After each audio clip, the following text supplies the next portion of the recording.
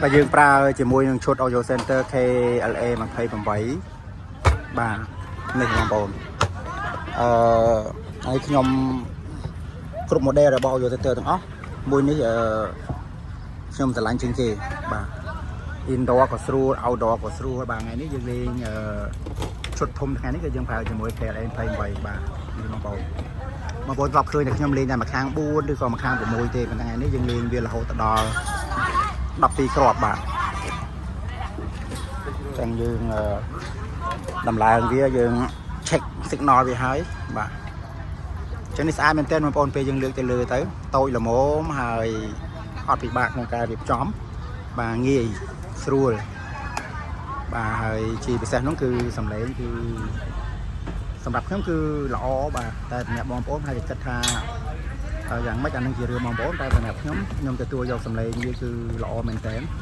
បាទមួយនេះបងប្អូនច្រើនក៏បានប្រើក៏ដឹងហើយពីគុណភាពរបស់វាបាទតើវាល្អយ៉ាងណាអ្នកដែលប្រើអ្នកដែលឆ្លងកាត់បទពិសោធន៍បានដឹងបើយើងអត់ដែលបានហូបអំបិលទេយើងអត់ដឹងថាអំបិលប្រៃទេបាទដូចគ្នាបើយើងបងប្អូនបានស្ដាប់បានឃើញបានជួបផ្ទាល់បានដឹងថាវាយ៉ាងម៉េចបានអញ្ចឹងនេះខ្ញុំនិយាយពីអារម្មណ៍ខ្ញុំទេបាទតែសម្រាប់បងប្អូនប្រហែលជាមានអារម្មណ៍ផ្សេងមកសម្រាប់ខ្ញុំគឺខ្ញុំស្រឡាញ់សំឡេងវាបាទសំឡេងវាយកជាការបានស្រួលបាទអរគុណច្រើនបងប្អូនឥឡូវមិនភ្លៀងហើយសូមបិទសិន